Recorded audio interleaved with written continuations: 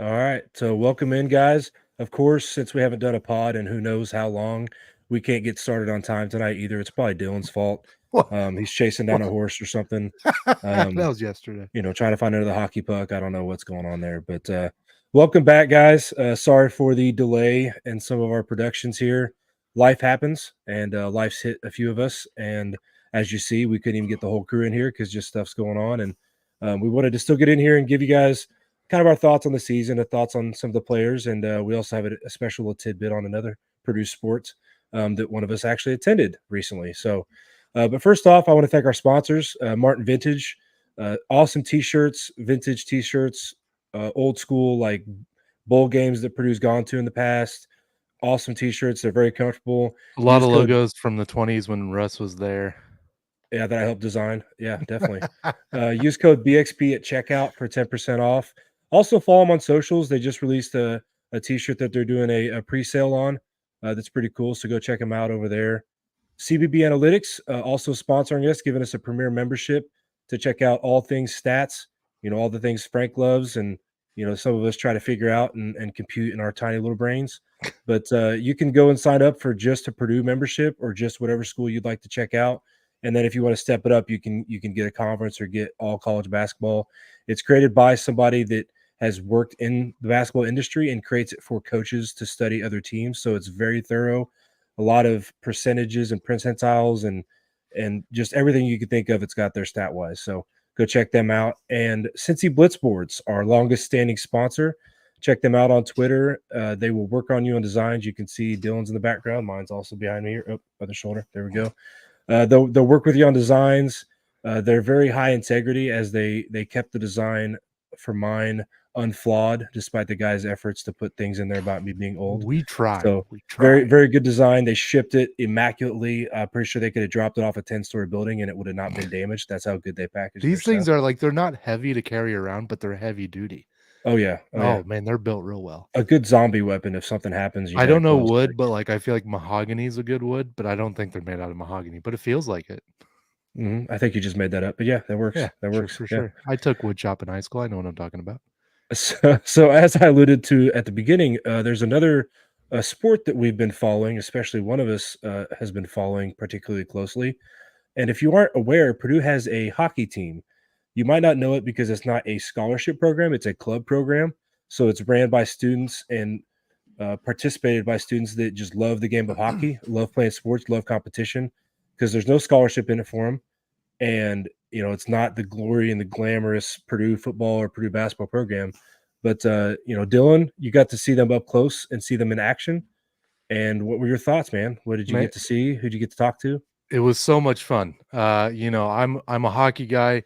Spent a few years in the Federal Hockey League back in the heyday. So I've like spent a good amount of time in my life around hockey, the hockey world. And so I learned that they were coming to Oxford, Miami University, which is like a good 35 minutes from my house. So I had to go and I watched them play Pitt of Johnstown, I believe the other team was called.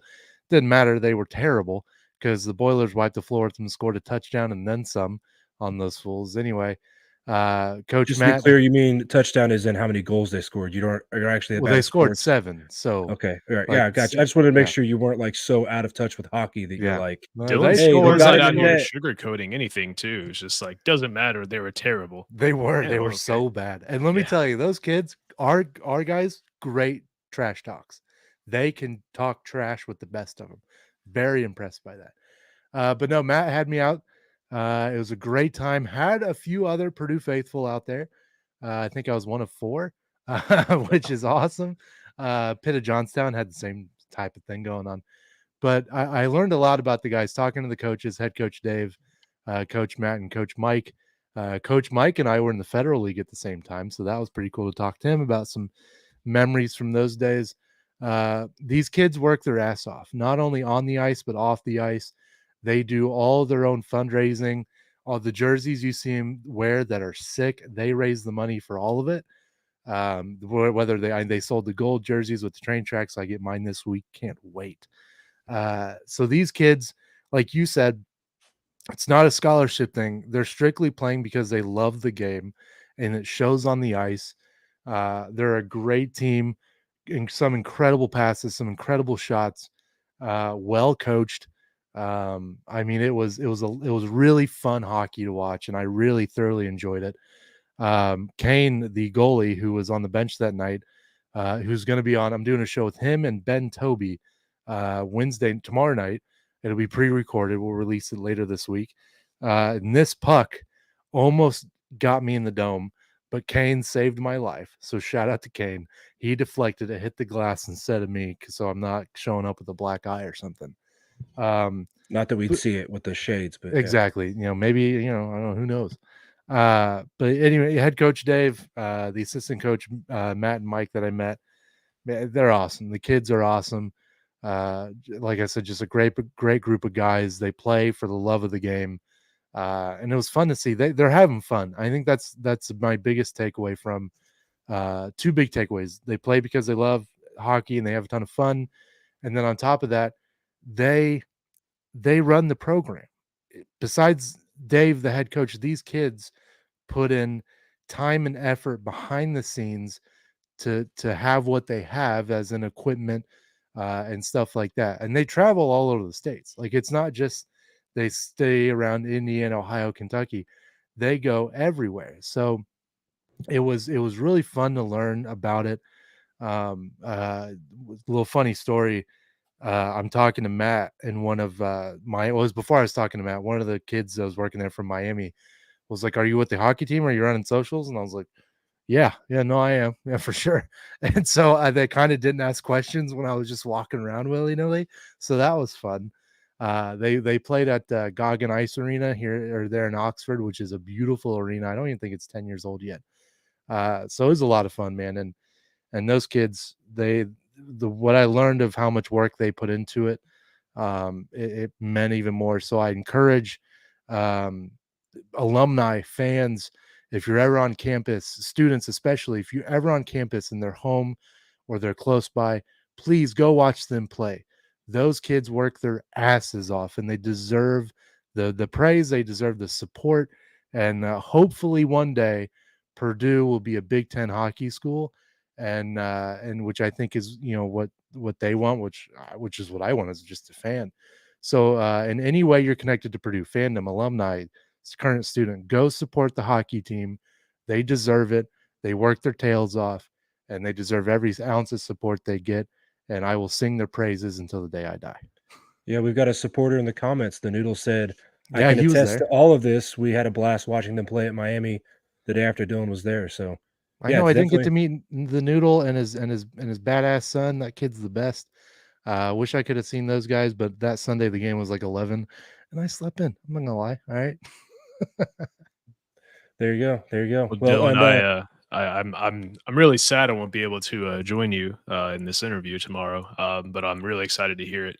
Yeah. Really excited to go back and listen to it and produce it. And it's definitely not one our listeners are going to want to miss for sure. Yeah, Ben and Kane are great dudes. I've gotten a text with them, and Kane's from Moose Jaw, Saskatchewan. Doesn't get much more Canadian than that. No, it doesn't. It Moose definitely Jaw. does You not. talk about you're from Moose Jaw, Saskatchewan. I love saying it. I could say it all day. So It yeah, doesn't really, sound real. it doesn't. It sounds well. Canada. I love Canada. Big Canada. Hey, Zach Eady, Canadian. Yeah. Kane, Canadian. We got some great Canadians in the Purdue Athletic. yeah, you Kingdom. love saying Saskatchewan, but you make fun of saying Louisville. Gotcha. Okay. Louisville. Well, like Yeah. Louisville, Saskatchewan. Whatever. So yeah, Louisville. make sure you go check that out tomorrow, guys. Support the hockey program by seeing them play, but also go check that out tomorrow with their interview with Dylan. So we've also had a lot of basketball played recently. Ooh, I think so. Pretty big sport. We're actually pretty good at it, believe it or not. I think we're maybe number 2 in the country. So I'd say we're doing something right there. And we've had a lot of games since we last talked. So instead of talking about specific games and breaking those down and those performances, Frank's going to kind of run us through the roster, and we're going to talk about certain players, at least rotational players, and what their impact has been this season and what maybe they need to work on for us to be successful through February and March and hopefully into April.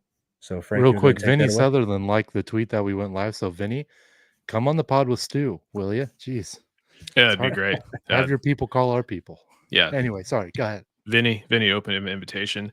Possibly stay tuned as well for some other football personnel who may be joining us as a surprise guest. From down Definitely under.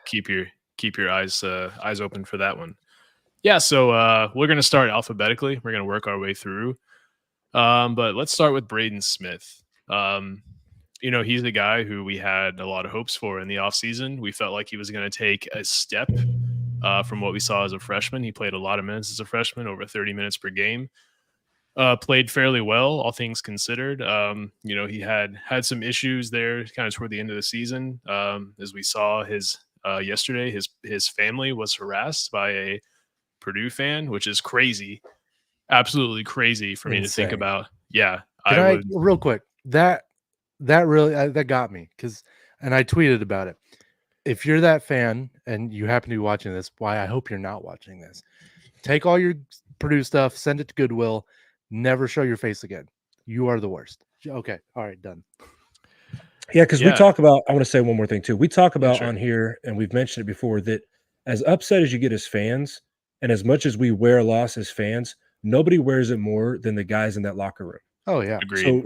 So that's really, it's almost selfish of you to have that attitude towards them, because you're saying my emotions are more important than yours. So I'm going to attack you and the way you performed, even though they're the ones that have to wear that loss. Braden's the one that's got to wear that chip on his shoulder and try to prove people wrong, while you go home and sit on your couch and watch the Super Bowl. Yeah, Like, exactly. yeah. That got me fired up when I saw the video. Yeah, I just if someone knocked my hat off in that scenario, I'm not sure I could keep my cool. Oh, good And for Braden. If I were in Braden's shoes, I would have knocked that dude to his feet. No. And for him and his family to respond to that with the mentality of, okay, well, let's just get better. Like, whew, good for them. Knock him to his feet. I make sense, I swear. I'll knock you to your feet. So let's talk about what Braden's done well so far this season. I'm looking at some of his numbers right now, courtesy of CBB Analytics. He shot the ball well, 43%, for almost 44% from three. What's his true shooting percentage? Let's find that here. CBB Analytics does such a great job with providing so many numbers that sometimes I struggle to find the one that I need. 57%. As a guy who's bad at numbers, I love their website.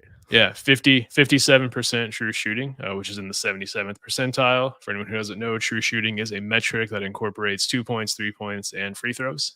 Big brain. Yeah. Another interesting thing he stands out in is he's in the 97th percentile in assists to usage ratio. He's in the 99th percentile in assist percentage and assist per 100 possessions. He's at 12.7 assists per 100 possessions. What hasn't he done well? Obviously, I think the turnovers have been an issue. A lot of those are, I would say not his fault. 19.8% turnover percentage. So he's almost double his assist percentage, or half his assist percentage with respect to turnovers. But honestly, I think that's something that we kind of may just have to live with. He'll make some really crazy passes, and he'll make some passes that not many guys in the country can make. And sometimes he'll attempt those and turn the ball over. And honestly, I think that's just something that we just live with, and I'm honestly okay with. Russ, what's your take? Yeah, I don't think I'm upset with anything Braden's really brought to the table this year at all. I mean, he's taken a step forward, and even though he's obviously not getting the national respect with the Bob Cousy Final 10 or 10 finalists, whatever, that were posted recently, he was not on there. Even though I can't think of 10 guards I'd take over him to run point guard for our team. He's been very efficient. Yes, we've had turnover issues, but he scored the ball at a much more efficient and higher rate this year, like you mentioned. And I think that we're going to see him really turn it on come March. I think that he's paced himself a little bit. I don't think you've seen him necessarily get burnt out. He responds to bad performances, but he does not. I mean, he still has that fire. It's not like his freshman year when you see him start to wane towards the end of January, and you can see the wear and tear of the Big Ten season kind of getting to him. Because as was mentioned in that recent, if you've watched, there's a clip that's out on a Big Ten journey that was done on him. That's where we saw that it was mentioned that his father got his hat knocked off. It was mentioned that there was two guys that started every game last year, and neither one of them was named Zach Edey. It was Braden Smith and Fletcher Loyer. So Braden Smith also was coming off an injury last season. last offseason. So he's got the full offseason between his freshman and sophomore year coming into this year. He is ready to go. He's got the chip on his shoulder. He's got that fire. He's playing a lot smarter. He's not getting himself in those positions where he leaves himself one outlet or one pass, and that's what caused a lot of turnovers. The turnovers he has now are not the same bad turnovers he had last year, if that makes sense. Like it's more of a good defensive play and a good read that he's made, and not something where he's got himself in a bad situation like he did last year. And I think one thing that really stands out to me when going back and watching film from last season and looking at this season has been his patience. He gets double teamed, he gets blitzed, he gets hedged off of ball screens, and he just stays calm. Like he doesn't panic. He's just like, I'm gonna hang out here. I'm just gonna kind of drag this out for a second. Yeah, two guys are guarding me. Oh, boom! There's a wide open pass. Like whips it behind his back, wide open three, or he finds Edie in the paint. Like his patience and ability to stay calm under high pressure situations has grown pretty substantially. But I think he does have two KenPom MVPs under his belt this season. But I think the thing that he's grown in the most is he kind of had two poor shooting games. Against Penn State he had 6 points. Against IU he only had 5. Was 0 for 6 from 3. But in those games he had 11 assists against Penn State, 9 against Indiana. So I think he's realizing that while yes he's shown that he can score, I don't think that's a question in anyone's mind. He is improved in that kind of distributor role that we saw him take on last season. I mean, I wouldn't be shocked to see the guy have a triple-double before the end of the season. I mean, he's flirted with it several times now. It's going to be really hard for me, Russ, Dylan, to actually come up with a grade, but I'm gonna give him I'm gonna give him an A- just because of the turnovers. It's not the only bad thing I can say. Yeah, I'd say probably A minus. Dylan, Dylan? what say you? Yeah, I mean A-. Kid's pretty good at ball. Yeah, and I feel bad giving him the minus on there, but no. But one's you said, the turnovers are a big deal in basketball. You can't turn over the ball. You got to keep it on your end, and when you turn it over, it's got to be addressed. And there are some fascinating examples throughout basketball history of teams that got better when they committed more turnovers because they started going for higher risk, higher reward plays. So I do like when the ball is on the ground. When Zach Edey went for it, oh God, I love it. Just the best player, national player of the year, dive it on the ground and get a loose ball. Nothing gets me more hyped. Maybe a dunk. A dunk gets me more hyped, but that's his close second. I think one other area Braden could improve in is just scoring at the rim. As at the rim field goal percentage, 47% this season. That's in the 20th percentile, which is crazy because it doesn't seem like it's been that bad. It seems like he's actually really good at scoring at the rim. Maybe that was something we just didn't see a lot last season, but if I'm really going to nitpick and just dig through the numbers and look for anything that he can improve on, that's one other area. So again, going alphabetically brings us to Caleb first. Russ, I'll let you kick us off. What do you think about first this season? The elf, right? Yeah, Buddy the elf. He's a hard one. I don't know how we're even really going to grade him because he's somebody that's, obviously taking a step back in minutes this year, but I've never been really upset with what he gives us when he is on the court. He's very high energy. He is one of those guys that, Painter talks about. Instead of getting upset when you're having 8 to 12 minutes a game, come in and make an impact and play all out because you're going to get somebody coming in for you. So don't pace yourself. Don't try to be patient. Don't get in there and affect the game and be involved and try to increase those minutes. And he's somebody that I hope sticks around till next year. This team could look very different next year. Obviously it will without Edey, without Gillis, without Morton. But he's somebody that I think could really explode next year if he sticks around and gets a starting job. But he's been timely, he's been efficient, he hasn't come in, and there's some other people we might talk about that come in off the bench and make mistakes. I don't feel like he comes in and makes mistakes. Even in the games where he doesn't have a huge impact, he's not hurting the team. He's not hurting what's going on the court. So I've been pleased with him. I just wish we could see more of him. Yeah, it is hard to grade him just because we have seen, him take on a more limited role. It's got to be tough for him. And it's not that, Painter always talks about it. It's not that Caleb First has done anything wrong. It's just, when you've got a front court as stacked as Purdue has right now, it's just going to be hard to find minutes. One thing I think he's done really well is he's defended really, really well this season. Probably better than honestly than I can remember.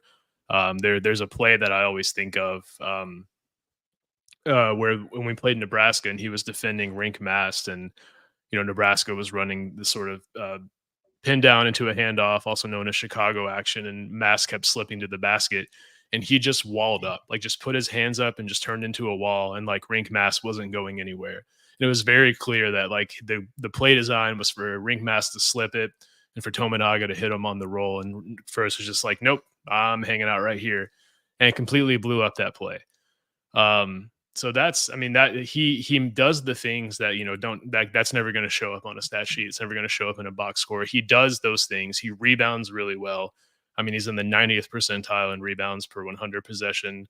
He's in the 70th percentile in offensive rebounds for 100 possessions, and the 85th percentile in defensive rebound percentage.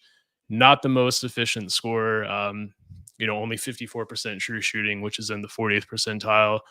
That he's missed some bunnies this season. It's unfortunate. He's missed some easy shots at the rim. There's one particularly against Michigan where he just like the ball just slipped out of his hand as he went up for an easy layup in transition. And every time he comes into the game, he's the one guy I'm like, come on, man, like I just like do something good for like because I just feel like there's maybe a shot to his confidence right now. And I can think about like some major like 3-pointers that he's hit that have been like huge in his career. I can think about the Michigan State game last season where he on that Horns twist action like cleared out and hit a wide open 3 with like less than a minute to go in that game. Think about the North Carolina game his freshman year where he hit the clutch 3 to seal that game. We haven't seen that from him. He's only shooting 22% this season from 3 on a very low volume. This is a tough grade. I think all things considered, I think the fact that he is playing a limited role, he's playing limited minutes. He goes out there and he does give 100%. He is turning the ball over at a pretty high rate, about 22.5 turnover percentage, which is the highest we've ever seen. But again, that's inflated by the fact that he just doesn't play a lot of minutes. I think when you factor all those things together, I think a B is a reasonable grade, but open to having my mind changed as well. Dylan, you want to go next? Yeah, I mean, I think it goes to show the depth that this team has, and how many clubs would love to have a guy like Caleb First in their starting 5, but yet Purdue has them, and we have incredible depth.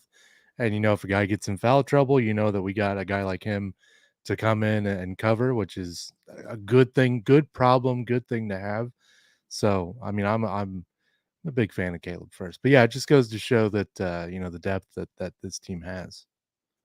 Yeah, Dylan, you're over there sounding like Izzo, and that's kind of the direction I was going to go. That I don't know if that's a compliment or you want to hear somebody talk about First. Go back to last year and Izzo's post-game comments. I think it was in the game at Michigan State where Izzo, it's not often that opposing coach goes in on a player at the level he did, complimenting Caleb First when Caleb First ain't even one of like our top options.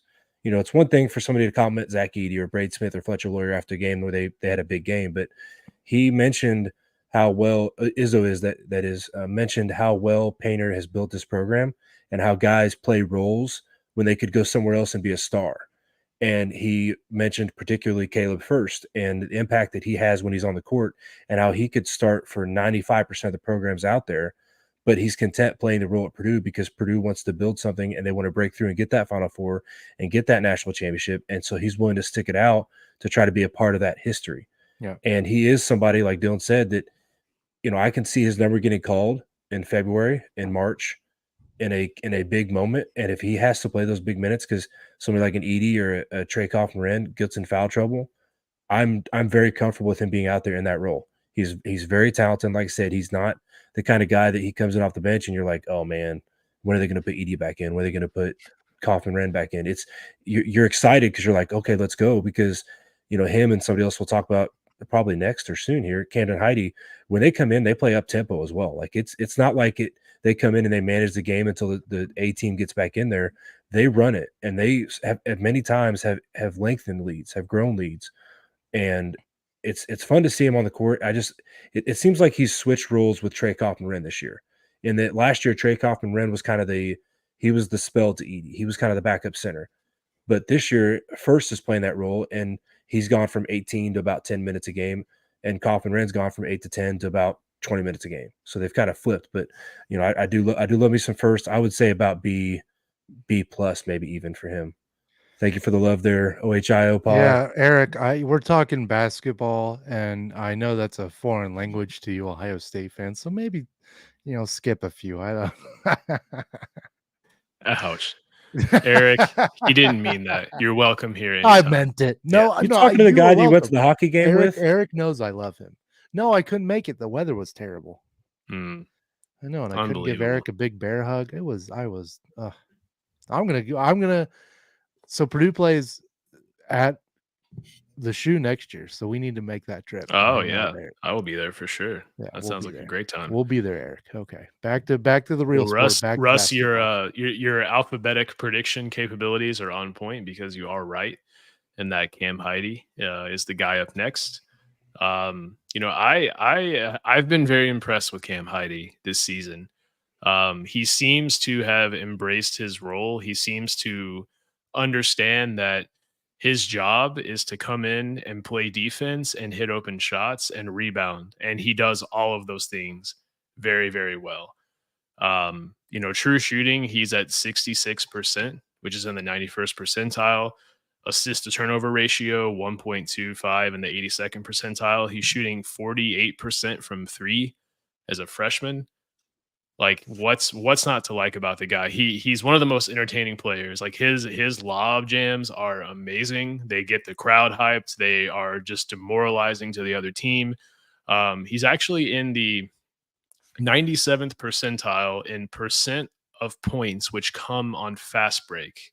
24% of his points have come in transition on fast break shots this season, which is really interesting stat to look at. He's in the 88th percentile in turnovers. He only turns the ball over 1.8 times per 100 possessions. I honestly am not afraid to say that there's a pretty high potential that he becomes the kind of the face of this Purdue team in the future. I mean, he has the intangibles. He has the athleticism. He has the speed. He has the grit. He's strong. He doesn't play like a freshman. He's got Matt Painter teaching him how to play the game. He's got Matt Painter teaching him how to play defense. The sky's the limit for this guy. Russ, what's your take? Well, yeah, he doesn't play like a freshman because he's a redshirt, right? He's in that line of lineage of guys that has redshirted under Painter, and when they come out firing. And I am very high on him. I don't know if I'm face of the program high on him because we do have a pretty big class coming in next year, and he's gonna have to play with Braden and Fletch for the next 2 years as well. So, but he is. I was gonna ask what the percentile is on those wild dunks that you mentioned because he does come in and he's kind of like Caleb First. It's like I get excited when I see him on the floor. Like, okay, what's gonna happen? There was a game. I can't remember which one of the games. That's because we've missed so many of them. But there's a game where they asked what the best dunk in a game was, and it was the game where Waddell had a dunk, Edey had a dunk, and I don't think that Cam Heidi's dunk even made the list. But to me, it was the most impressive because he can dunk through people the way that Zach Edey does. Like he can just go up from just outside the elbow when there's two defenders. There's a path there, obviously, from the dunk, but a path that you wouldn't think he'd take, and he just goes up and dunks it. And it's just like he has springs in his shoes. I think he has the best vertical on the team. If I'm not mistaken. He does. I think they've mentioned him having the best vertical. So, and you see that when he plays. Well, and Painter always talks about how, if you are the fifth or sixth or seventh player on the team, like you're not going to get a whole lot of stuff run for you. But in the Rutgers game, we did run a play, a sideline out or a baseline out of bounds play for him, where he basically sent him curling off of a double stagger screen. And he just went straight into the defender and just like slammed it on his head. I mean, it was crazy. And so like that just, to me, Russ, and then when I say like the face of the program, I mean, I just see him becoming that guy who is able to just go get a bucket when they need one. Like right now, like Purdue, like Lance Jones maybe could be a contender for that, but like I just see him as that guy who's just like kind of like what Boo Booey did to us, is like becoming that guy because he's got the athleticism, he's got the nose for the ball. He's shown his offensive flashes. I think 2 years from now, like he's going to be a force to reckon with. It's interesting. I'm not the biggest fan of on-off numbers. I think that there's a lot of context missing there, but it's interesting to look that when he is playing, Purdue's defensive rating is 95.9. That means our opponents only average 0.95 points per possession when he's on the court, which is 4 points better than when he's off the court. So there is something there. At least there's some signal there to indicate that his presence makes us a better defensive team. But man, I mean, with our personnel, with Zach Edey, with Lance Jones, Fletcher Lawyer, Braden Smith, if you can hang out in the corner and hit open threes, if you can defend and you can rebound, you're going to play. And he can do all three of those things really well. I think given his minutes, given his inexperience coming into the season, I think he deserves nothing less than an A, in my opinion. Man, I thought I was going to break the mold and go with an A and shock you guys, but you went with the same thing. So, yeah, I'd say A or even maybe even A plus. And yeah, I just like I said, I'm impressed with him. I hope he does well. I hope he does get to that level where he is kind of the face of the program. It's a stacked program. I mean, we have an embarrassment of riches, and it's not going to get much. I mean, it's hard to say it's not going to drop off when you lose the National Player of the Year, but I don't think this team drops off like other teams have when they lose somebody that's a National Player of the Year, and it's a big impact players with Zach Edey is. I was struggling with my hat there. Well, It and looked crooked, and it was bothering the hell out of me. So I'm over here trying to mess with this. We've heard it before. We heard it when we lost Caleb Swanigan. How will Purdue recover with the loss of Caleb Swanigan? Then we lost the four seniors. We lost Matthias, Haas, Edwards, PJ. Let's not talk about the year after that. Let's not. Yeah. But how will Purdue fare when losing all four of those guys? Then all of a sudden, Carson Edwards, Trevion Williams, Matt Harms, Grady Eifert, Ryan Klein emerge as the big five that you had to stop. And then Carson Edwards did his thing. How will Purdue recover without Carson Edwards? And then lo and behold, that we go into the Trevion and Jaden Ivey era. And then how will Purdue do with the loss of Jaden? I mean, it's just like we've heard it so many times now. Not saying there will never come a down year or two. It's just that you'll have to convince me otherwise, going in. I want to address this comment here from Eric. How confident are you guys that you'll go 2-0 in the next two and beat both Northwestern and Wisconsin? Eric, I think there's a realistic chance that Purdue goes 1-1 in this stretch. I would love to see 2-0. I think it's unlikely that Purdue loses to Northwestern at home. It doesn't happen often that Purdue loses to a team twice in a season. I looked it up earlier or late last week. I wish I'd remember the number off the top of my head, but it hasn't happened a ton, like 5 times or so. But I think if Purdue drops the game against Northwestern, they just come out locked in and take the W against Wisconsin. But if we do win against Northwestern, that kind of lowers my hopes for Wisconsin, just because you tend to learn more from a loss than you do a win. But I'll let these guys chime in if they have a differing opinion.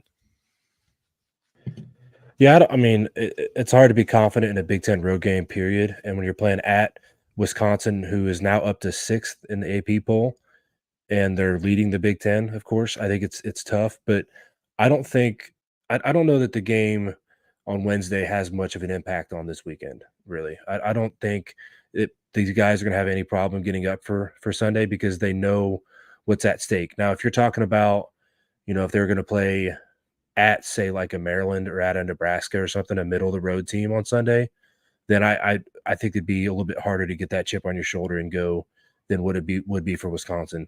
I think these guys are going to come out ready to play Wednesday.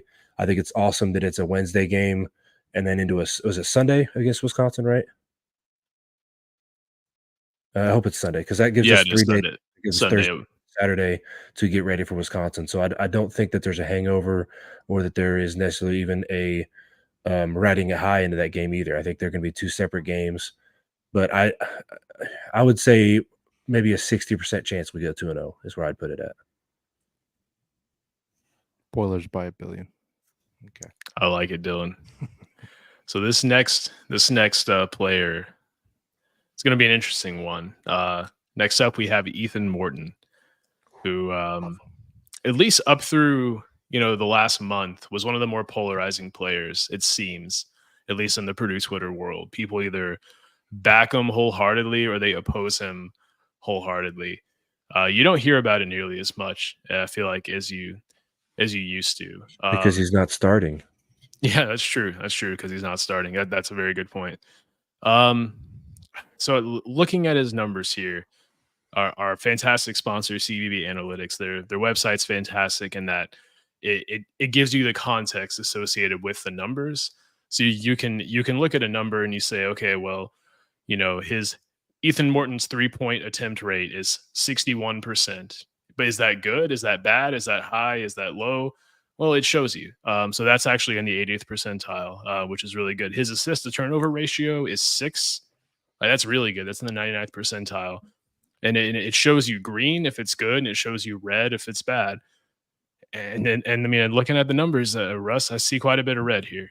Quite a bit of red. Don't look at shooting. Yeah. There's. I mean, so we can start at points per 40 minutes. He's in the first percentile, 3 points per 3.4 points. Number one per 40 minutes. Yeah.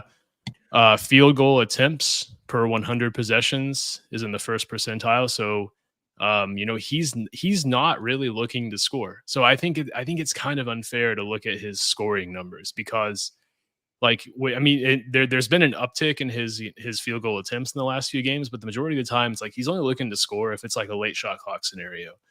I forget. I think it was against Michigan where we had the 60% 3-point shooting night that he hit a 3. He did hit that crazy pull up, which I didn't expect. But one thing is just looking at I'm trying to focus on what he's done well, right? He doesn't turn the ball over, 1 turnover per 100 possessions, which is elite.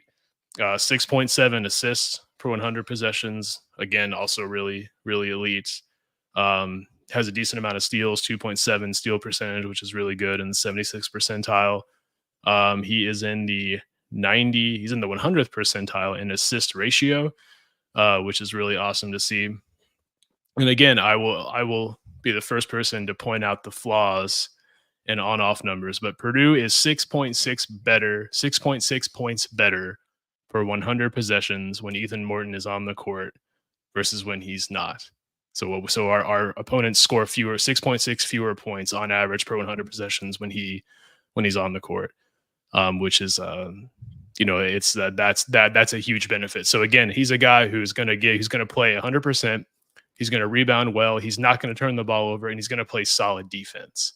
So, given the fact that he's not a scorer, I mean, it's hard to knock on the guy too much. Russ, what do you think? 2 things I want to say on the numbers that you're talking about. The on-off and the plus-minus, I think, is something that actually gets more relevant as the season goes on.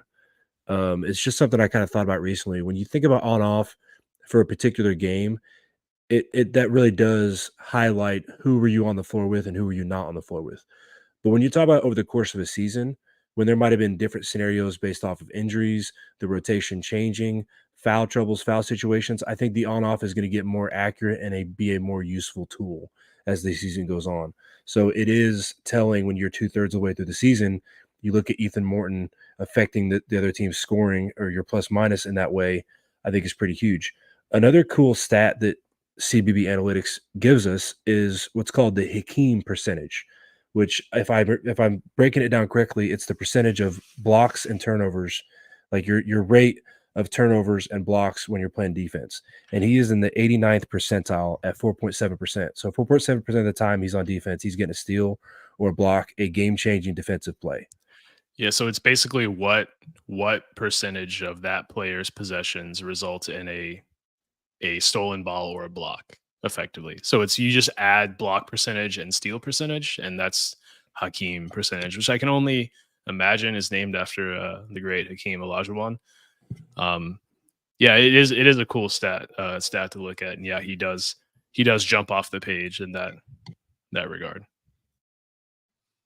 See, I brought the hammer out for a specific reason, and that's because I think Morton is one of the grittiest dudes that you could come up with to come out of. He's just a gritty guy. One, incredibly fashionable. You look at what he wears before games. The kid wears things that I would never, ever in a million years would be able to pull off. But other than that, I think he's super gritty, which I think with Purdue basketball specifically as a program is like a historically gritty program. And so that's what I like most about Morton is how gritty the guy is. And And he's a that's what Pittsburgh area sports fan, right? he's So a those are he's a gritty dudes in general, right? the Yinzers are the grittiest bunch. One of the greatest accents to ever exist in America, and two, just gritty as all hell. And so that's why I wanted to bring the hammer out because I feel like Pete's hammer represents a great amount of grittiness, and so therefore it's for I award today's hammer award goes out to Morton. There you go. Yeah, I would say too, you talked about the callers on the CBB analytics where they color code percentiles, whether they're good or bad. While the shooting percentages and the shooting stats are very red for him, the defensive stats are overwhelmingly green for him. So I think that him being on the bench, as I said earlier, has quieted the naysayers and quieted the hate that he gets when he's starting and not impacting the game on offense. But coming off the bench and playing with guys like Heidi that are explosive, with Gillis that can shoot the lights out and is very an offensive weapon coming off the bench, I think that's helped him a lot this year. Be able to come on the court and just be expected to do what he is great at, and not expected to carry the load by putting points on the scoreboard. So I would put this season on honestly for him. I would put this season at an A- for him because it's hard to give somebody I think an A or A plus with the shooting being that non-existent. But I think he deserves an A level rating for what he does for us defensively.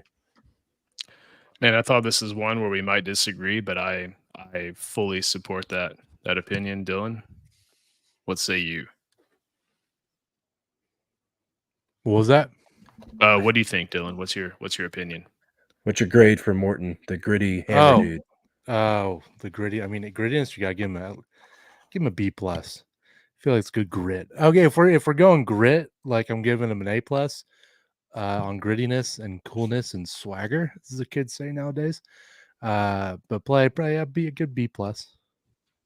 Yeah, I one thing that's never in question is he's going to come out and give 100% on every single play. He's a Yinzer. What do you expect? Yeah.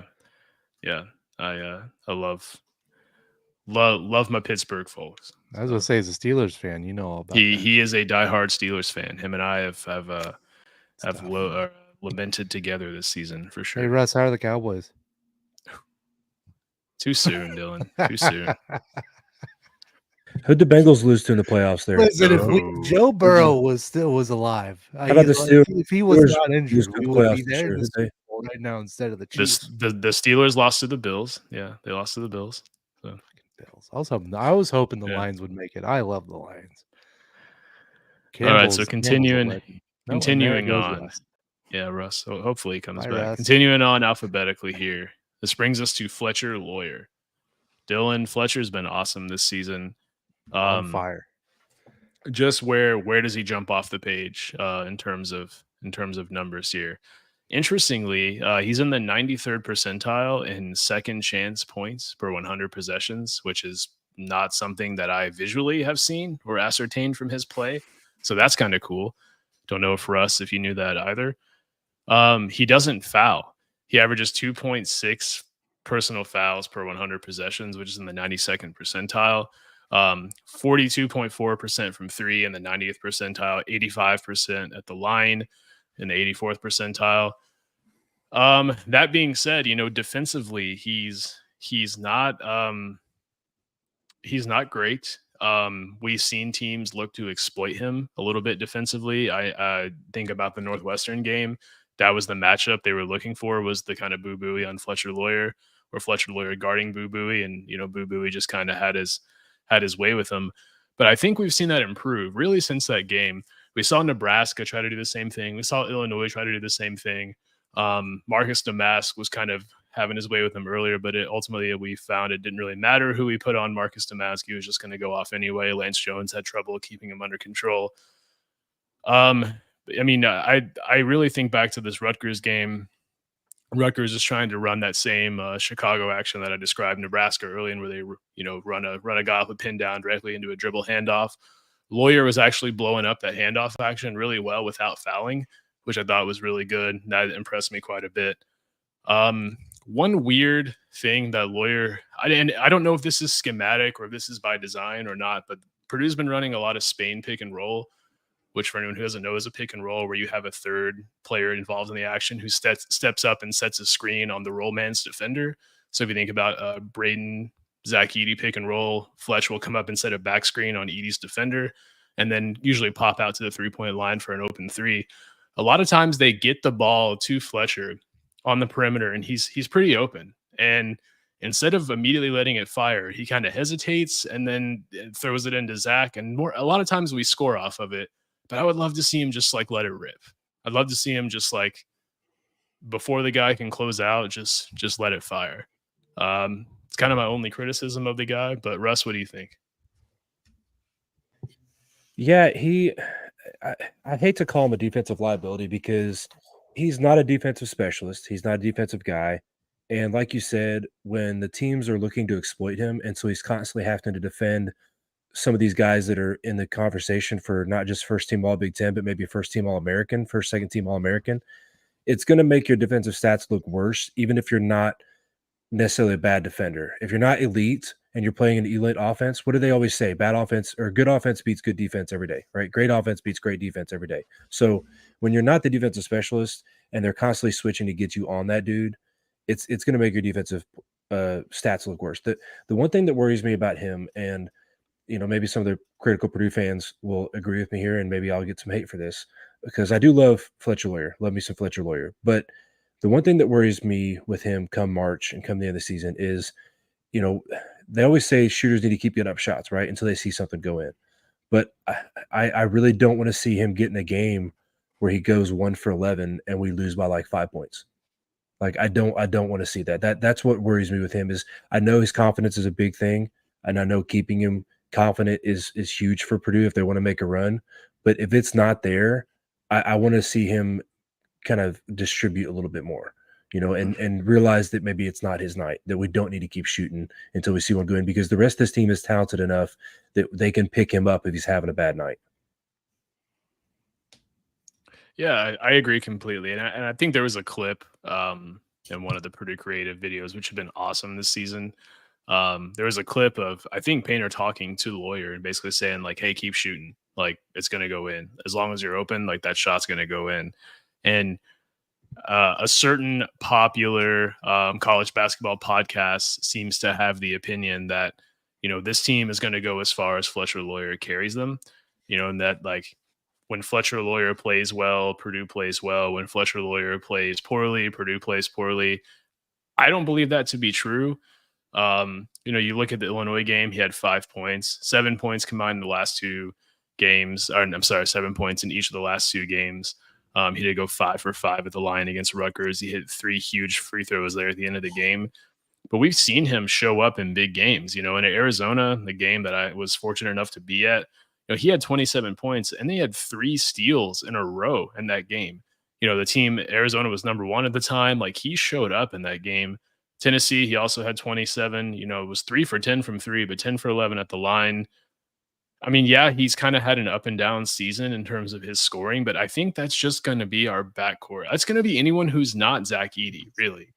I mean, like, we saw Lance Jones, spoiler alert, I think he went off for what 4 points, but he had 10 rebounds and 8 assists against Rutgers. I mean, that's like the ability of our backcourt to understand that, like, hey, it may not be my night. Like, the shots may not be there for me, but I can do everything else is awesome, in my opinion, because Zach's going to get his 20 to 30 a game. It's just going to happen. So, in a game like Rutgers, we're only going to score 60 points. There's not a whole lot of other opportunities to go around for other guys. And Braden took up 20. So that's only 20 to distribute among another 6 or 7 players. So, this one for some reason this one's really difficult, Russ, to think of an actual grade. But I think a solid B plus is fitting. And you laugh a little bit. I'm wondering if you're going to disagree here. No, that's exactly where I was thinking. Like B Yeah. plus is where I'm Okay. thinking because Yeah, me if too. you are going to be a Purdue legend, you're going to go down as one of the greatest guards. One, it's difficult because you're playing with Braden Smith, who's having an excellent career at this point. But you've got to be a good defender. He's got to get that figured out by the time he gets into his junior senior year. It's not something, like I said, I'm worried about right now. But if he continues to have that issue, it'll be interesting to see how Purdue fans view him and how college basketball whole views him, because a lot of people have said that they'd rather have a guard that can fill up the scoreboard and be a defensive liability over a guard that cannot score offensively but is a shutdown defender on the perimeter. Yeah, you You've can't got have it you've both ways. Yeah, yeah. So it'll be interesting, but yeah, I'd put him at a B plus. And it's unfair to Fletcher because we are ranking him. We're grading him. He has performed better than some guys who we've graded better, but I think for me, my expectations for him are a little bit higher, and so that's how I'm thinking about these grades: is have you met the expectations, or have you exceeded expectations, etc. Dylan, what about you? Yeah, I think B plus is a good range. I think again, it's one of those. Russ, you took your sunglasses off. What are we doing? God, what a shame. Anyway, I keep having yeah, no trouble with B. my phone because it keeps not recognizing my face, so I'm getting annoyed by it. I'm just taking them off. You know, old man rant it. No, I think B plus is good. I think again, it kind of goes to the depth of this team and how Paint kind of preaches to be unselfish and to spread it around. And I think he's a good example of that. So yeah, B plus is solid. Well, that brings us to keeping, and again, I'm just going to guys who are rotational players here. That brings us to Lance Jones. And Lance so dance. I'll start this one off with a question: is Lance the best fifth year senior we've ever had? Just based off the Lance dance, yes. You're Yeah, I mean, talking so about like, transfers. You're not talking about fifth year seniors in general. You're talking about transfers, like grad transfers. yeah, okay, yeah. Let's just say transfers. So just thinking back here, we have John Octius, Sterling Carter, um, Evan Boudreaux, certainly in the conversation for Mhm. best transfer we've ever had. David Jenkins Jr., Johnny Hill. We haven't had a ton, honestly. We haven't had a ton of guys transfer in. Given that mix of guys there, is Lance the best? I'm going to cheat and I'm going to say the best transfer we've ever had is Carl Landry, because technically he was a transfer, even Technically, though okay, we got yeah, a couple years out of him. But yeah, no, yeah. 1 year transfers, I think it's hard to say that there's a guy been a bigger impact, and he really could be the X factor. Starting at the beginning of the year, I thought it was a cliche thing because you hear that all the time when you see a team like Purdue that had a really good year last year and faltered in the tournament. When you have one new guy who's in the mix, everybody's going to point him out as the X factor, right? Oh, Mhm. they brought in this guy, and especially when he's in the starting lineup, it's really low hanging fruit to say, oh, he's going to be the X factor. But as the season has gone on, and you see his recent games where he's not just making impacts scoring the ball, he's making impacts on defense, stealing the ball. He's going to get rebounds. I really do think he could be the X factor. And I really do think he is showing himself to be one of the best guys that Painter's brought in for 1 year to be that extra piece. Yeah, I think that the addition of Lance has been cool in that there's no one else on the team right now who has his skill set to the degree that he does. I think Cam Heide could definitely be that guy as early as next season. But his ability to get out and transition and put pressure on the defense is something that we really haven't seen since Jaden Ivey. And for anyone who hasn't seen him play in person, you really should, because it's hard to really appreciate his speed and his athleticism until you see him play in person. But he's really quick at getting it out in transition and like I said, putting pressure on the defense. Defensively, Russ, you said that this point in the season we can start to give a little bit more merit to on-off numbers. Purdue is actually worse defensively with him on the court this season, which I find really interesting. I know that on-ball defense doesn't always translate exactly, but he is a terrific on-ball defender. That there's no question about that. I didn't say that they were still perfect. I didn't say that they were. Yeah, I do say that they have. I think they have more merit as the season they goes on. definitely But do. I agree. Yeah. and I think it almost gives more merit to guys that are role players and bench players. When you're talking about somebody that's a starter like Lance Jones, that's playing, 20, 30 minutes a game, and he's playing with the starters. Well, that also means he's playing opposite the other team's starters. Exactly. So Yeah. you're playing against strength on strength, and the chances are your defense could be a little bit worse in those situations. But I don't think it's a reflection of him. No. Well, and it's he's resting while the other team is playing their second unit. Effectively, is what you're trying to say, right? Yeah. I agree. So like where has he performed well in terms of numbers? He's in the 98th percentile in fast break points per 100 possessions at 7.3. Again, it's like just what we were saying. 28% of his points come on fast break, which is in the 94th percentile. When we recruited him over the summer, like I'd heard, it's like, okay, he's a menace in transition, but I didn't expect it to the degree. He's in the 86th percentile in the stat that Russ introduced us to a few minutes ago in Hakeem percentage, again, which is steal and block. He's in the 93rd percentile in 3-point attempts per 100 possessions, 13 3-point attempts per 100 possessions, which should not shock anybody. Again, a certain popular college basketball podcast the other night said that, the fact that Lance Jones, could be 0 for 4 and he's still going to shoot. They talked about that as being a bad thing. I see that as a good thing, honestly. I see that like he's confident. He's good for about one bad 3-point shot per game, honestly. And I feel like about half of them go in, so I'm not even going to complain about that really. It's just like it's about one per game where it's just like, man, that was really deep, or like that wasn't in rhythm and that was contested. There was a shot that he took against Rutgers where he had plenty of space and like he pump faked it. Then he waited till the defender closed out in the corner and then he shot it. And I was like, what are you doing? He yelled at the TV when that happened. He's in the 90th percentile in steals per 100 possessions. So, really good there. It's hard to pinpoint things that he does wrong or things that he can improve upon outside of just, the occasional bad shot. Russ, am I missing anything here? No, I don't, and I don't think that he's the guy that you're going to see go 1 for 11. I think that he is, being a fifth-year senior and smarter. He's not, he takes those shots like you said. It's 1 or 2 a game. We've had players in the past that we won't name names that continue to jack it up off balance, and we're just like, what are you doing? You're killing the team. He's not going to get to that point. He's not. He's a smart guy, and like I said, when he knows he's not impacting the game scoring, he's going to impact the game by going to get rebounds, by getting steals, by assisting and setting up his teammates. Like, he is very much an X factor. And I hate it kind of a little bit for David Jenkins Jr. in that I mentioned it earlier this season. I think it was huge that Painter made the switch to this 3 true guard lineup. Like, I know that's kind of the way that college basketball's been, and we've had guys in the past that you might have been able to say, hey, we are starting 3 guards, but this is like true a 3 guard lineup. And if David Jenkins Jr. got this set up last year, I hate to think how much better we could have looked possibly offensively, how much more efficient we could have been last year, because I do think David Jenkins Jr. is not that far behind what the player Lance Jones is. He just was put in a completely different position and a very rough position, because even last year, Painter kept saying David Jenkins Jr. plays better with Braden Smith playing the point, but he could never play the 2 guard to Braden's point guard because Braden wasn't playing 35 plus minutes like he is this year.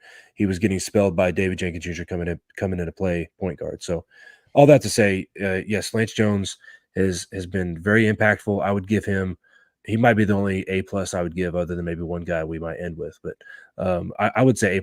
I think he's been far above and beyond what we would have expected of him, even with him being in the starting lineup, even with us trusting Painter's judgment on that and going, okay, well, he knows what he's doing. I don't think there's anybody out there saying that he was going to be our 3rd leading scorer and he was going to be making the impact that he is and be the fan favorite that he is at this point. Yeah, I know when we brought him in and I looked at film and I, looked at his numbers, I thought he's going to be a guy who is probably going to come off the bench and is probably going to score, 7-8 points a game and play 15 to 18 minutes. Just given his experience, just given his number. I mean, he didn't shoot the ball well last season. He shot a lot of shots, but he didn't shoot the ball very well. No, I didn't expect that he was going to become our third leading scorer. I didn't expect that he was going to be a defensive must-have on the floor. And so given that my expectations were high, and he's exceeded those by quite a bit. I mean, yeah, I have to agree and give him an A+. Yeah, A+. One thing I like about him is how much he loves being a Boilermaker. He's talked about it in post-game pressers. I think the fans have embraced him. I think he's embraced the fans. You see the Lance dance, and that went crazy viral. I really love players that embrace the being a Boilermaker, being a Purdue guy, and he's done that to the nth degree. And I don't know, a guy will always win me over when they just talk about how much they love Purdue and they see why we love Purdue. I feel like in a way too, that wins me over right away. So I like the guy, big fan. I think they should rename. I don't even know what the dance's name was to begin with, but it's now the Lance dance to me forever. So I didn't realize that dance wasn't original. Oh, it's not? I've seen 2 other schools do it this season, just like watching a game on TV. Yeah, I Nice. didn't I really. thought that was our thing. And unless it originated with Purdue and people are just copying us. Everyone wants to be Purdue. I was gonna say, why are you just assuming that Purdue copied other teams? That's good. That's yeah. Well, continuing down the list here, we have Mason Gillis. Yeah. Hard to believe he's a senior. It feels like he's been around for longer than that. That's why I say that. Perry Ellis. I mean, yeah. I swear he's like everyone's go-to example for like the longest. And also, I'm about to put Dawson Garcia in there. It feels like he's been in college forever, and he's still a junior. It's crazy. Yeah. But well, nowadays you here. got No college way. football players playing 9 years. So I mean, what'd you say, Russ? I just said no way. There's no way he's a junior. That's ridiculous. Yeah, he's a junior. Yeah, I talked about him on the huddle the other day. I'm like, God, it feels like he's been around for a long time. But 27-year-old junior. Okay, got it. Where has Mason Gillis performed well, at least on paper? I mean, 72% effective field goal percentage is in the 99th percentile, 74.2% true shooting in the 99th percentile, 52% from 3 in the 97th percentile. He doesn't commit a lot of fouls, only 3.8 fouls per 100 possessions, 1.82 assist to turnover ratio. It's in a 95th percentile. I mean, I think everyone here is familiar with Mason Gillis and his tenacity and the fact that he's going to give 110% every time he's on the floor. The guy rebounds like a menace. I mean, he like rebounds harder than any player I can remember, with the exception of Caleb Swanigan. Like you are going to have to physically harm him to get a rebound away from him. Like that's how it goes. He's in the 91st percentile in assists per 100 possessions, which is honestly something that surprises me. I don't think of him as an assist machine, but it just could be, from the limited minutes we've seen this season.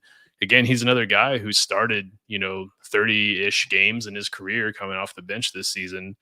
But Mason Gillis is one of my favorite players. Will go down as one of my favorite players ever. He's just a guy who, knows his role, plays as hard as he can, and is just gritty and tenacious. Russ, what's your take? Yeah, so I don't know odds that well. I'm not a big bettor, but if you parlayed Mason Gillis leading us in 3-point percentage this year, and also Waddell having more dunks than him, I imagine you're probably a millionaire at this point. Yeah. That's nuts. I mean, Gillis was always smooth. Obviously, he set the Mackey record in 3 points made last year. So you could maybe halfway have expected him to lead us in 3-point percentage, just because he's not a volume 3-point shooter. He shoots shots that he knows are open and high percentage. But yeah, it's been very impressive to see him evolve and really, like you said, know your role. It's one of those guys that, as Izzo talked about last year, that's just amazing that Painter does this. He gets guys to buy into their role. He started a lot of games for us, and now he's coming off the bench and kind of driving the scoring off the bench, and he is thriving in that role. he might be an A+ too at this point. I don't know. The more I talk about him, the more I think about the impact he's had. He has just not really made a lot of mistakes, and he has made a lot of timely shots and timely plays for us. Yeah, and I think that's one thing we saw last season is that his shooting went down. His shooting numbers went down. He was still a decent shooter, but where he wasn't shooting 52%. And one thing I love about Gillis is that when he gets hot, and I guess this is more of a compliment to Painter as well. Painter will start to run things for him, and since he's been so hot lately, we've been seeing a lot of double drag screens, or what's called 77 action by some older folks. But it's basically just a pick and roll with two screens, and typically one big will roll to the basket and the other will pop to the perimeter. So we've been running a lot of that with him. We're kind of running this cool horns twist, roll and replace action with him, where you kind of get the defense in a bind where they're having to guard Edey rolling to the rim and Gillis going from the paint to the perimeter at the same time, which can cause some confusion. And he's just reliable on that shot. Like, you get him open, there's a pretty good chance he's going to knock it down. Painter ran a really cool baseline out of bounds play for him. Nice little twirl twist action to get him coming off of a screen in the corner. It was actually a bad shot. They defended it well, but he still knocked it down with the guy right in his face. His defensive numbers, Russ, Purdue is 10 or 9.5 points better on defense per 100 possessions when he's on the court versus off the court, which is really, really cool. If there's one It's thing, also amazing because on CBB Analytics, everything on his defensive stats is red. if you and I can figure out how to quantify players' impact on defense, we can both retire early, Russ. That'll Absolutely. be my yeah. But Russ is pretty close to retirement, so that but he's I've never thought of him as a defensive menace. One thing I will say, he's a great low man. He's really good at tagging and closing out. When he's put in that kind of low man role, and he has been throughout his entire career, even going back to his freshman season. Man, like, I don't want to sound like I'm just like, I have to give him Look, an A. Like, I have to give him an A. We're the number 2 team in the nation. There's going to be a lot of good grades. There's not going to be a lot to pick at. Breaking just news: Purdue is good. Yeah, I have to give him an A. And it's interesting because the numbers don't seem to show this, but I felt like he has turned the ball over at a higher clip than what the numbers show. There's a lot of times where I can think of like several instances of him just like whipping it into the post super fast, and like it goes through Edey's hands or like goes over his head. We saw in the Rutgers game, he traveled, he just like got the ball and then just like walked with the ball, which, I mean, I understand you're tired, you're fatigued, you're out there playing, that's fine. But that was going to be my only criticism of him. But the numbers don't really show that actually at all. Our turnover percentage goes up 1.6% when he's on the court versus off. So, I mean, it's my opinion is different than what the numbers actually show. So, Russ, what's your grade? Yeah, I mean, I'm going to say A+. I kind of was leaning that way, and you look at the improvement he's made this year and the way he's embraced his role. I can't be upset with anything he's done this year. He's gone up 17% on a 3-point percentage. Yeah. Gone up 10% from field goal percentage. Like, it's crazy to see a guy. It almost reminds me of like the year Travion had come off the bench a lot after having been a starter. After an All-American year, All-American recognition, comes off the bench and actually was probably a better impact for our team and a better piece for us. And that's what Gillis has done this year. Dylan. Yeah, no, I think A+ is good. He's embraced his role really well. He's always been like one of my favorites. I always liked his personality. I like how he's pretty stone cold. A lot of fan bases, a lot of student sections around the country have chanted some really shitty things, some dumb things, but he blocks it out, nails it, gets it done, and shows them up. And so that's one of my favorite things about Mace is blocks out the noise, gets the job done, and quiets the haters, as the kids say. Yeah, it fascinates me that we have NBA players who are having fans ejected from the game for saying they need to get on a treadmill. Yeah. And yet I've heard way worse things said to players at college Yeah. basketball games. It's terrible, man. The Um, things that I get, like, student sections wanting to do what they can to get in the opposing players' heads, but there's a line, and it's been done, man. Figure something new. I don't even know. Like, once it's been done by 2 or 3 schools, maybe it's time to throw it away. Try again. Go back to the drawing board. yeah, agreed. Oh my God, look who's here. Celebrity. A celebrity sighting here for Boiler Hey, Express podcast. The Big Ten Huddle. JR, the most handsome man in sports. JR from the Big Ten Huddle, ladies and gentlemen. JR says, gentlemen, so glad you're back. We're glad you're here, JR, and we are happy to be back. Hey, JR, That's we're pretty really good. excited about things and stuff. Just saying. We're excited about things and stuff. We're I'm excited to winking. be back. You can't see, but I'm winking. Well, I think, Russ, I think it's fair to probably skip Miles Colvin, given we haven't seen a ton from him yet this season. And any numbers we could talk about are going to be skewed and inflated by the fact that he has seen so little time on the floor. Does that seem fair to you? 100%. Okay. That moves us to Trey Kaufman-Renn. I love it. We're Okay. doing Trey Kaufman just in time for JR joining us, who's thrown a little shade Trey Kaufman-Renn's way. So I'm excited. Wow, JR, is that Well, right? He gets maybe to hear this. maybe we'll come to the conclusion that it's warranted and justified. Who knows? Who knows where this is going to go? So Trey Kaufman-Renn, I mean, he was the guy that we heard a lot about in the offseason. There was a lot of offseason hype that like Trey Kaufman-Renn's going to break out this season. And I'm going to pause 1 second. And Dylan, I want you to see the comment here from JR. JR, I love it. He says, Yeah. Dylan, you got me beat. I could never have the beard you do. Listen, it's, never mind. I could give you the history of my beard, but no one gives a shit. JR, thank you. I love you very much. You are the man, the myth, the legend. I appreciate it. He is. He truly is. He's like, his show's so well done. I need average. Oh, about TKR. He's talking about TKR. Yeah. He's a hater, TKR. man. He's a hater. Yeah. The shade. So yeah. Let's start with that. Let's start with that being like the baseline, the assumption, the null hypothesis, if you will, and let's find evidence to overturn that. TKR had a lot of hype coming in this offseason. There was a lot of speculation that he was going to have a breakout season. He was going to be a 14, 15 point per game guy. And I am still in the school of thought that he has that potential and he can be. He just shares the floor with Zach Edey the majority of the time. And just like Braden Smith and just like Fletcher Lawyer and just like Lance Jones, who we've all seen have flashes of offensive greatness, we've seen the same from TKR, maybe to a lesser degree with a lower frequency. But I will say one thing that's really impressed me this season is he has hit some extremely timely threes.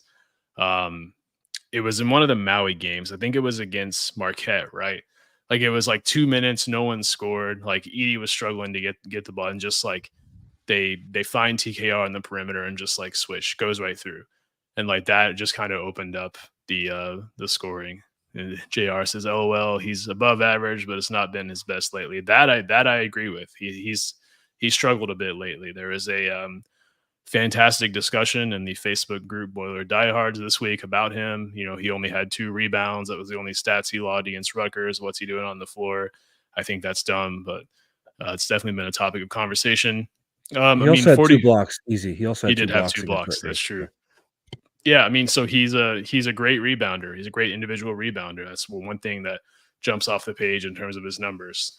In the 91st percentile in offensive rebounding percentage, doesn't turn the ball over a lot. 73rd percentile in turnover percentage. The rest of his numbers are fairly average. We should say 3-point percentage is 44%. Again, that's on low volume. He hasn't shot a ton of those. 1.3 assists to turnover, which is in the 83rd percentile. He draws a lot of fouls. He's in the 74th percentile in personal fouls drawn. Scoring, he's a very confident guy. If you listen to him talk, he believes that one-on-one he can score on anybody.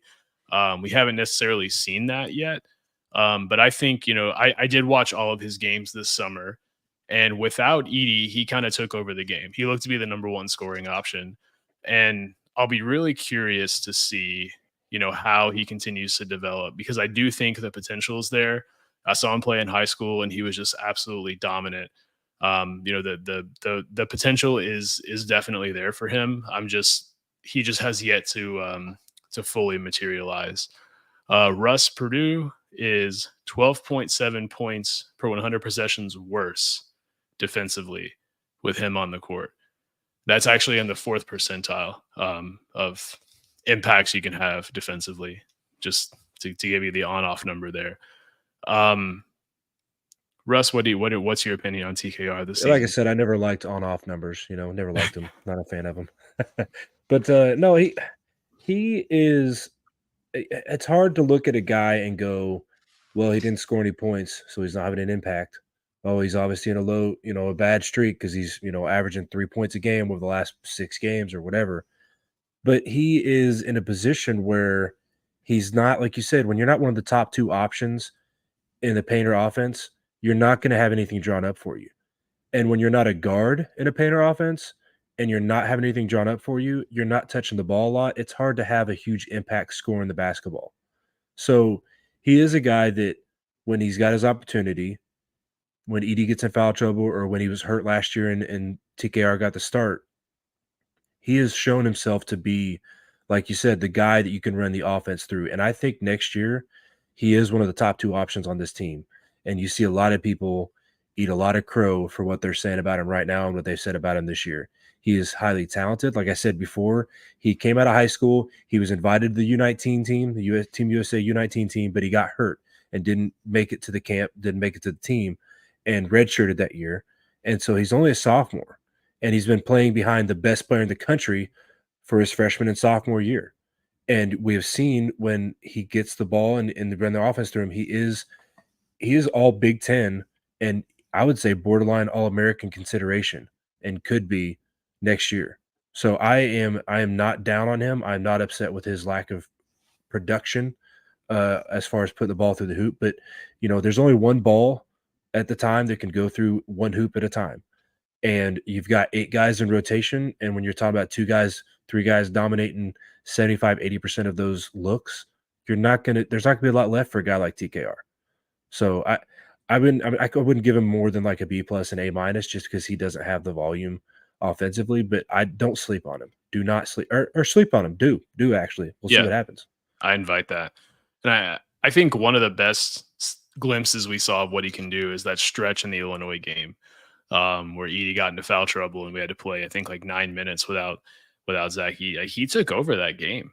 I mean, in that time period, I think he was the KenPom MVP of that game. Yeah, 23 points, 7 for 11 from the floor. So, and that was against a guy who a lot of Big Ten fans think should be Defensive Player of the Year, and Coleman Hawkins too. So, I mean, that, like, again, when that was one of the few times against a top tier team where Edie was out of the game for a stretch, and he embraced that role and took over. So, that was his only really kind of breakout moment so far this season. But like you said, continue to sleep on him and see how that goes. I think my final stance is going to be a solid B, purely because the preseason expectations were so high, and he has progressed in a way that would not have surprised me if we didn't have such high preseason expectations and we didn't hear so much hype about him, and he was just a guy who was on the roster continuing over from last season. And so he's kind of just progressed naturally. And so he would have an A without these preseason expectations. So let me ask you this then. What were those expectations? Quantify those expectations. What would you have liked to see his impact be? Yeah, I would have liked to have seen, let's break it down to a per game stat. If he was averaging 12 to 15 points per game, I mean, and he was shooting at the same clip from 3, but on higher volume, But who's he take points from then? Who's he take points from? Because he's our 5th scoring option. He's 5th in average, scoring 6.6 a game. But he's not going to be, you wouldn't expect him to be ahead of Edie, Braden, or Lawyer. And Lance Jones has been a revelation. Yeah, well, I And think so he's next after those guys. Like, I don't, how much higher do you expect him to be? when I revert back to my preseason mind, I think about Lance Jones being like a peripheral kind of role player, and TKR taking those points is what we were kind of primed for as fans from people within the program, from people who were going to practices and whatnot. From what we saw over the summer, I mean, we didn't see Lance Jones do what he's doing now over the summer in the Europe games. We saw TKR just take over the game and play bully ball. So I think that, and again, these grades are unfair because I'm comparing my own personal expectations to what's actually happened. And I just, over the summer, I figured from what I saw from Lance Jones that he was going to be a role player and TKR would be more of a focal point. And we've seen just kind of a flip flop there. See, that's where I go back to what I said earlier, that when you talk about a team that doesn't draw stuff up if you're not a top 2 option, and he's not a guard, and he's playing the majority of his minutes on the floor with Zach Edey, how is he gonna get those points? How is he supposed to be a Agreed. top 3 or 4 option? Because they're not gonna throw it into him. They're gonna post up Edey and throw it into him. They're not gonna have him do all the ball screens with Braden. They're gonna have Edey do those ball screens with Braden. So, for him to get those, I mean, what was his second chance points? Because I know his offensive rebounding percentage was pretty elite. I believe offensive rebounds per game, he's 75th percentile. It's 1.8, but we talk about getting a couple offensive rebounds a game. That's a pretty big impact. Let's see here. Offensive rebounding percentage. Yeah, 13.2. That's 91st percentile. So basically the way he's trying to get his points is by going and getting the ball off of somebody else's miss. That's what we talked about before. That's the turnovers hurt us so bad because sometimes our best offense is a missed field goal, or a better offense is missed field goal than a turnover, obviously. Yeah. I mean, Purdue's rebounding, I think like 38% of their missed shots. So knowing that there's a better than 1 out of 3 chance that if you miss a shot, you're going to rebound it. If you turn the ball over, you're not even giving yourself an opportunity there. So agree with that completely. But I don't know. What's your grade, Russ? I'm sticking with mine. Just out of spite, I'm going up to A-, just out of spite, Okay. because Yeah. if you ask me to rank our scoring options, he might at best have been 6th going into this year. I don't think I'd have put him ahead of any of those 3 guards or Edey, and I might have even put Gillis, and just out of craziness, I might have even put like a guy like a Colvin or a Heidi above him, knowing that he's going to always play with Edey. Hmm. So I'm not upset with him at all. I'm actually impressed with what we've seen. Now, yeah, his effective field goal percentage in the last 5 games, that's one thing CBB can show you, it has been pretty poor, right? 38.9% is a 7th percentile. When on the season he's averaging 55.2, which is 60th percentile. So, he has had a bad stretch the last few games, but as far as the season goes, I'm very happy with what he's given us. And, we've seen, luckily, what it looks like if Edey has some foul trouble or Edey is out of the game against an elite opponent. TKR can carry that load. So just like I said earlier with First, I'm not upset or not worried if he has to carry the load in the tournament. I think he's going to be able to do the job and do it well. Well, with that, we move on to a player who probably needs no introduction. And it probably won't shock many people to find that he is there's a lot of green when you look at his name, but we're gonna move on to Zach Edey here. Russ, I think it's just interesting to point out the stats in which he exists in the 100th percentile, because there are several. Points per 40 minutes at 31. That's in the 100th percentile. Free throw attempts per 100 possessions. He's in the 100th percentile there, 19.8. Personal fouls drawn per 100 possessions. He's in the 100th percentile there, 16.6. And points per 100 possessions, 44.8. That's in the 100th percentile also. And then paint points, 29.6 points in the paint per 100. I mean, he's literally top in the country in all of those categories, which is crazy to think about. One thing that jumps out to me as a bit of a surprise is he's in the 79th percentile in assist percentage, which just isn't really something that I would have expected to see. I would have put him kind of middle of the pack, but again, that's why CBB Analytics is such a great tool, because it shows how that compares to every player in the country right here on the screen. So you don't just have to look at this number in a vacuum. Um, what do you think, Russ? What do you think about Edie? This season and how he's lived up to expectations, or Well, has could he? that assist percentage number and that percentile, could that also be a reflection of the game just changing? We've talked about Illinois being a pretty isocentric team, but there's a lot of isocentric teams out there. There's a lot of teams out there that don't have great assist rates as a team. So if you're talking about getting a couple assists a game, when there's teams out there that average single digit assists in a game, you're gonna be decent percentile. But one thing that kind of sticks out that people could try to point out and say is negative because they just want to look at quantities and per games and go, man, he turns the ball over 2.1 times a game. That's his seventh percentile. That's terrible. Well, there's a lot of stats that when I look at CBB analytics, I look at a stat and I go, okay, well, let me go look at another stat to really put that in context. So turnovers per game, 2.1, seventh percentile. So I go, okay, well, let's go up to turnover percentage per game. Oh, 11.3%, 79th percentile. So because of his usage rate, his turnover percentile, the percent of times that he turns over when he touches the ball is actually still pretty good. It's not elite, it's not 99th, 100 percentile, but he touches the ball a lot. So he's going to have a greater chance for turnovers, but he still turns over the ball at a very low percentage compared to the rest of the country. Yeah, I mean his turnover percentage is in the 79th percentile, 11.3%. And Russ, you're absolutely right in that per game statistics can be very misleading for that reason. Of course, a guy who touches the ball a lot more has more opportunities to turn the ball over.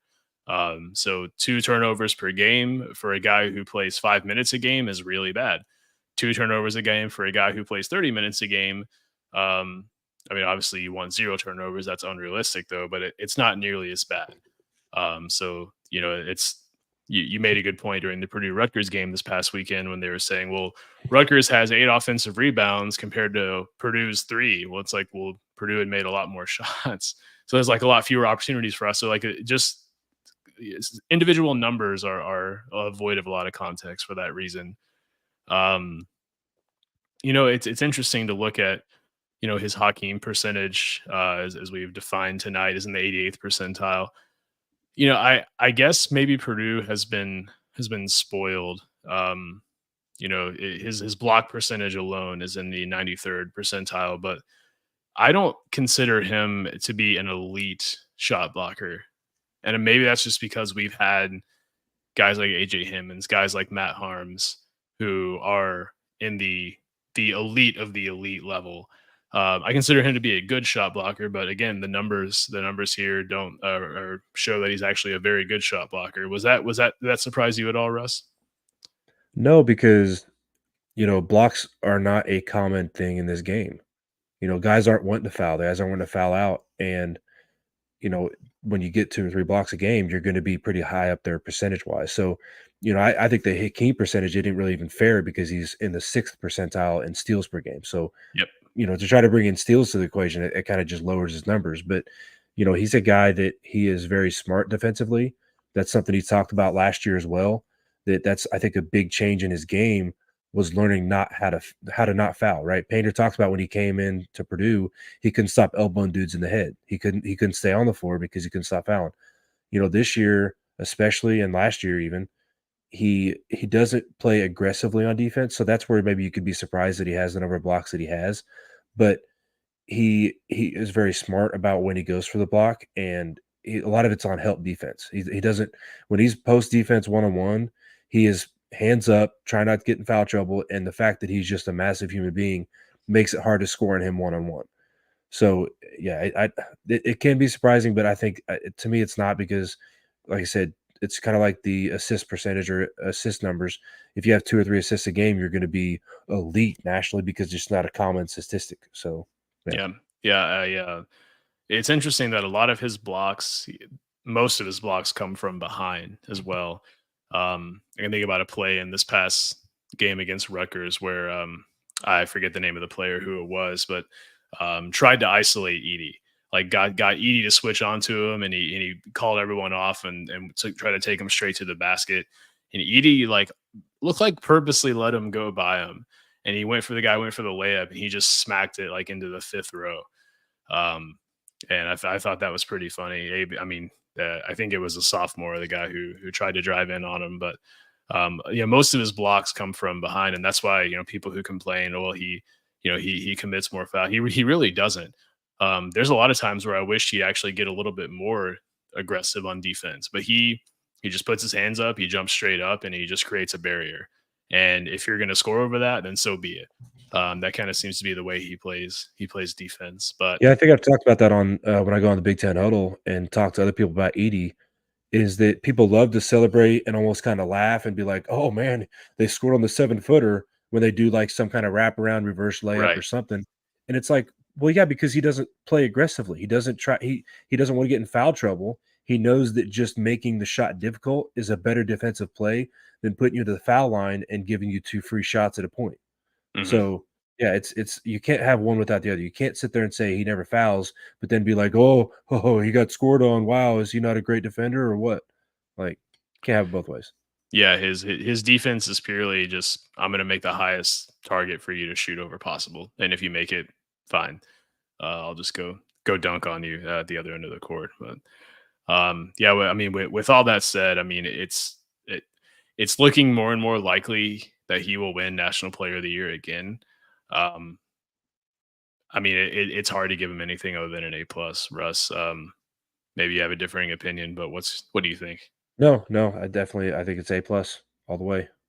Go get that National Player of the Year again, Big Maple.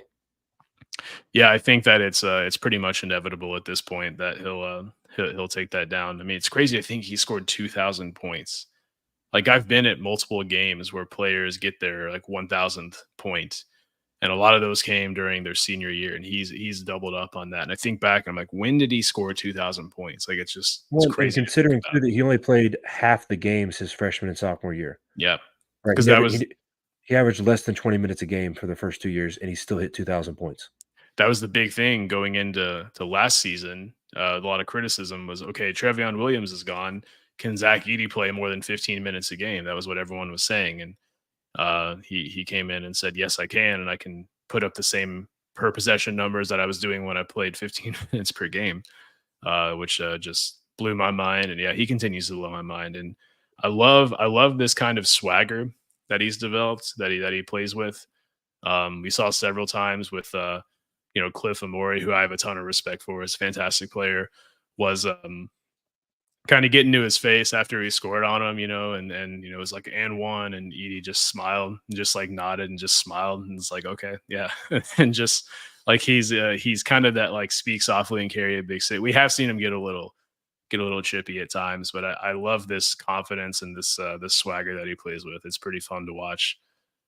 He doesn't seem to let the hate get to him. He's definitely the most hated player in college basketball. It seems like it's amazing to hear other fan bases cheer when they win the opening tip. I mean, it's crazy. It's like you think they just like had a crazy lob dunk when they win the opening tip against Zach. But you're not at that point unless you're doing something right.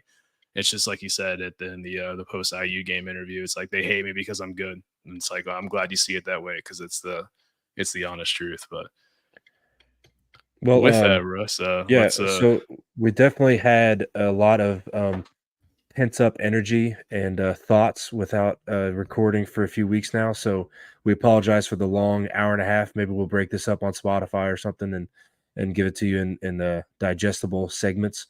But the one thing I want to kind of end on here is, and we don't even get into football. We're just talking about basketball. But what your views are kind of on the season. I'd say on the program as a whole, but really just on the season. And one thing that I would say is, I know it's a very cliche thing to say, and I've heard it a lot, especially even beginning of the season when I'm like, we're 3-4 games in and you're already saying things like this. Like, give it half the season before you say something like this. But I think that we have a different attitude. You kind of mentioned that a little bit with Edie's attitude there.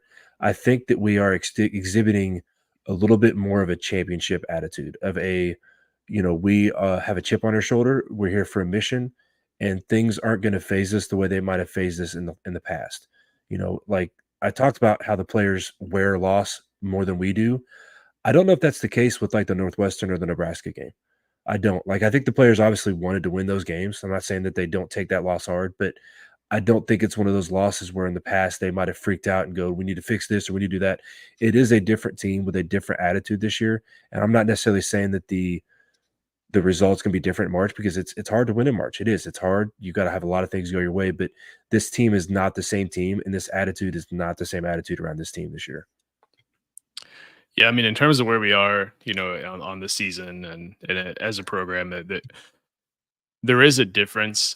There's a difference in poise for sure. I honestly think that this Rutgers game with Purdue getting an early lead and them playing super physical and clawing their way back into it, that's a game that I think last season we probably lose. I think that a lot of the guys didn't have the same level of poise that they're showing right now. They've been through the gauntlet. They've experienced the most embarrassing thing that can happen in college basketball, right? To lose to a 16 as a one seed. Um, last year we had a really good team, but you could see some glaring holes in the team, and like shooting was one of them. Like there were more often than not, it was like, man, we were 5 for 22 from three tonight, and like Painter would say, like we're a much better team than what we've shown. But we just gotta keep going out there and do it. But like it just things weren't matching up, and we couldn't handle physical defenses as well. I think we were hoping and kind of relying on games being officiated a certain way. And there were some teams in the field last season that really terrified me for potential matchups. One was not Fairleigh Dickinson, but UConn was scary. Texas was scary. There were a lot of scary teams that I thought could be bad matchups. But there are a few teams that scare me in terms of potential bad matchups. But I think that this team has a lot more poise. They are playing a lot more connected. We're hitting open shots, which is what you need to balance the interior presence that we have.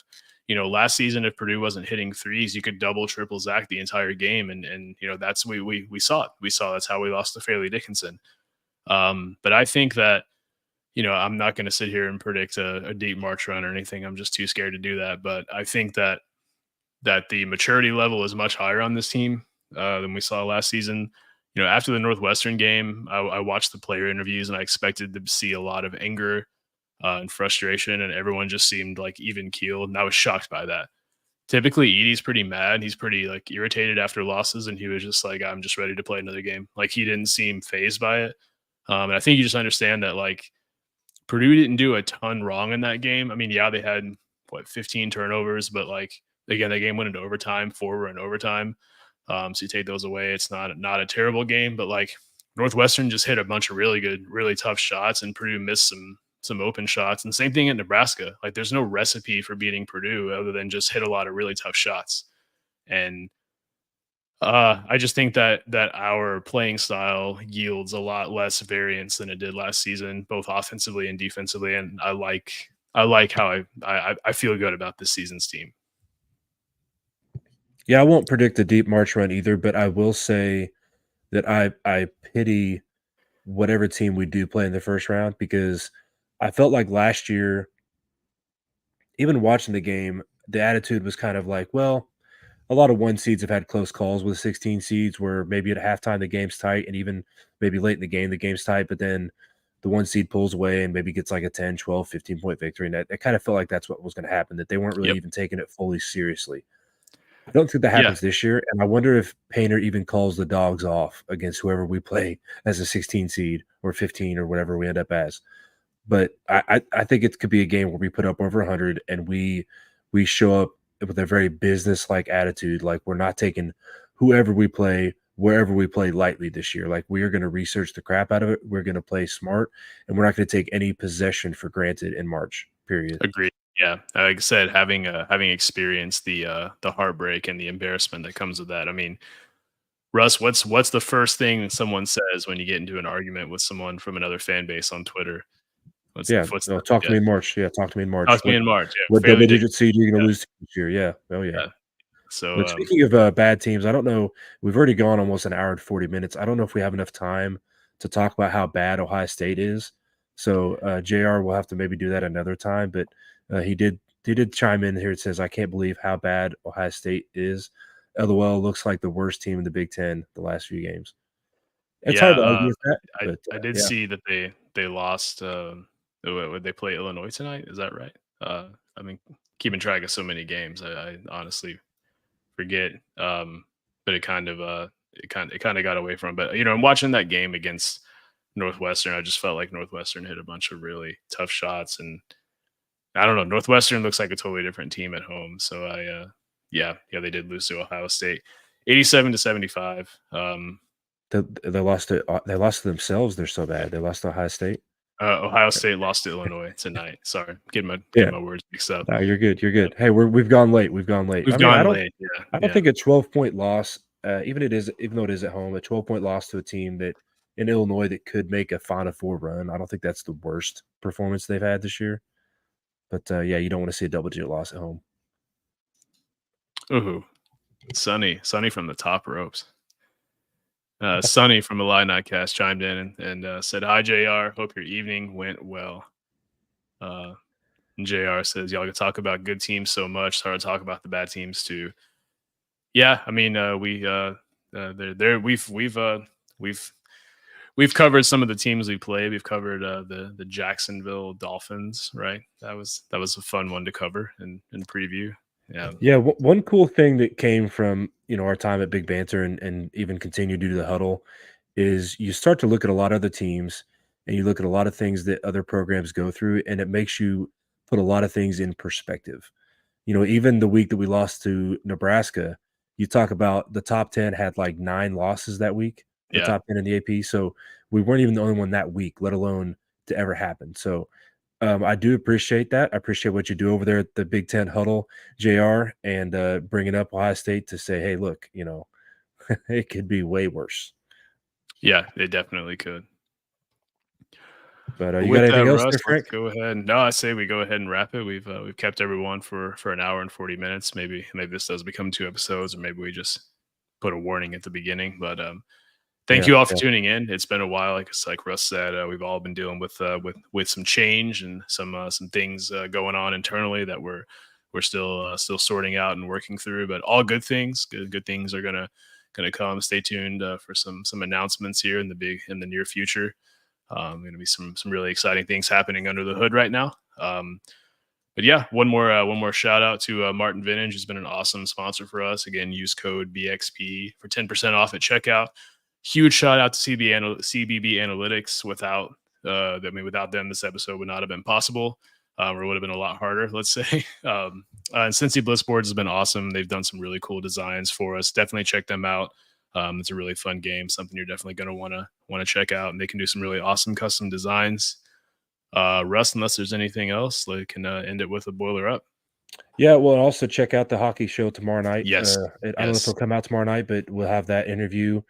And then this Sunday, I'll be going on the Big Ten show with our guy, Sonny, who's in the comments there, to talk about the state of Purdue sports. And so if you have any thoughts and you want to at Boiler Express or at BXP_Russ, give me your thoughts on how you feel about Purdue sports, how you feel about the basketball program, and how you feel about going into March, how you feel about what Walters did in his first year. Give me your thoughts and let me know how you feel. But that's all I got. All right. We'll boiler up. Thanks, everyone. Yes, sir. Boiler up.